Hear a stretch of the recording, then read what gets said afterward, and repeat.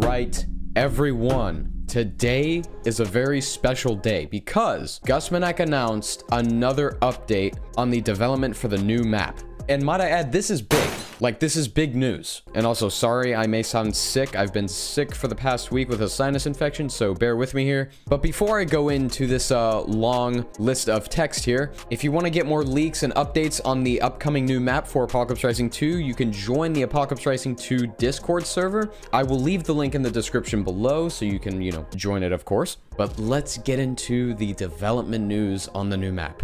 Now, the first thing we got here is apoc 2 development news. It has been a couple of months since my last post on the new beta map. Now that springtime is coming to an end, I would like to update the community on our progress and our plans for the next few months. If you have not read my previous post, you can find the series of tweets here. So we're going to click this Twitter link here. Now, might I add, there are some people that want to know, info on the new map and when it'll be released on my channel. So for the people that are commenting that, here you go. But this is what the tweet says. The DPI team is dedicating the spring toward optimizing and polishing the new map for Apocalypse Rising 2.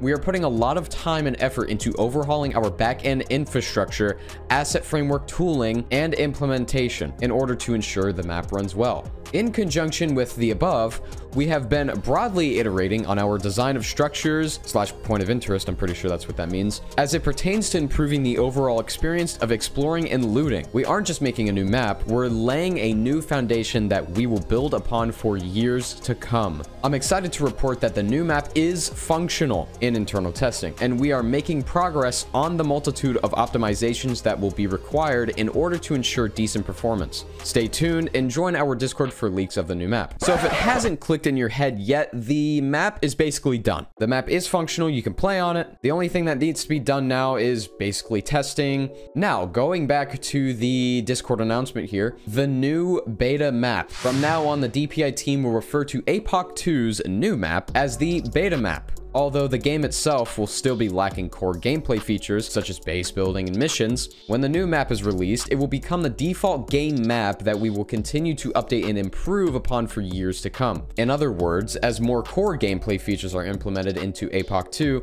the beta map will receive updates and revisions in tandem. It will become the new foundation for Apocalypse Rising 2 that will support our future vision for the game. For newer members of the community, we have created a compilation of every developer leak on the beta map that has been posted so far. So this is basically a Google document going over every single picture leak from the new map has been put in here, dating all the way back to like 2021 when they first started leaking the map. But right now I'm going to continue with the announcement here. Now, before I explain our latest progress and plans, the DPI team and I want to show you our most recent top-down image preview of the beta map. This high-resolution preview does not include labels, effects, or color correction. We created this unedited render today for everyone's enjoyment. But this is the brand new beta map for Apocalypse Rising 2. But other than that, this map has a lot of work I'm pretty sure that still needs to be done.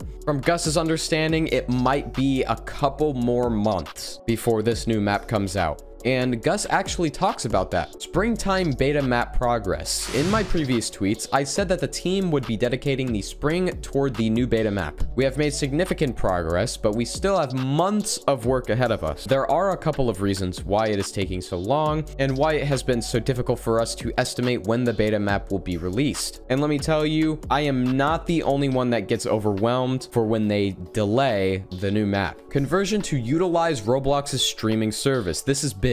This is the most crucial and time-consuming back-end development process that is required for the beta map to be released in a playable, high-performance state. This process has been time consuming because apoc 2 has always utilized our own custom level of detail system, which until last year was a better option for us over the Roblox alternative, given the size and density of our map. Basically, the entire game's map, structure, asset framework was designed to function with our custom LOD system, and converting everything to use Roblox's streaming service requires broad changes to most of the game structure and back-end systems. While the map team has been polishing locations locations, and while I have been balancing loot/gameplay, Hutch has been focusing his efforts on this conversion while also considering the facilitation of future core features that we have planned for the game long term. So, this work is counting toward more than the beta map's functionality. And in fact, there may be some surprise features included with the beta map release that we are not prepared to discuss yet. That being said, I'm excited to report that Hutch has completed the conversion for many of the most essential back-end systems, and we are a lot more confident in Roblox's streaming system than we were a couple of months ago. Currently, the game is functional to an extent, but is not yet fully playable.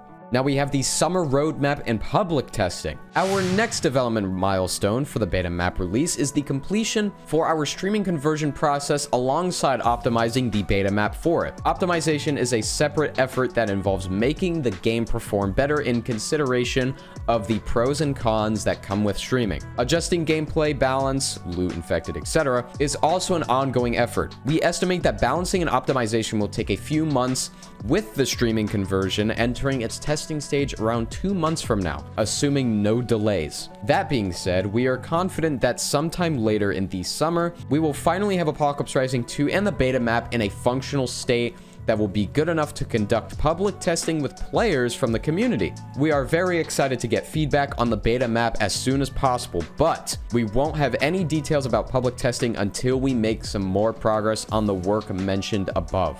So in my eyes, I think the new map, the beta map, will probably be out around November or October of this year because of the drying seasonal event that will be coming back to Apocalypse Rising 2. The most popular apoc 2 seasonal event will return to the current alpha map early this summer. We're loosely targeting the end of May or possibly early June for the event to begin, so that it runs for a longer period of time while most players are on break. As we have done with the previous Halloween and Christmas events, we are planning to expand on the drying event with new limited cosmetics and items, since the beta map is our top priority. We don't plan to add any significant new locations to the drying event, but we hope you will enjoy the new content we have in mind. The last alpha map seasonal event, and by the way, I think the last seasonal event will probably be the drying, because listen, without content updates, the game will get so stale to the point where the player count will drastically drop. So I understand why they do content updates like the Valentine's Day update, the Easter update, the drying, the Christmas, the Halloween updates, like stuff like that. When the drying event is over, the current alpha map will return to its default grass state, just like last year. However, the DPI team feels that if our work on the new beta map goes well over the next few months, and if the public testing we have planned later in the summer also meets expectations, then this year's drying event could be the last seasonal event that takes place on the current alpha map.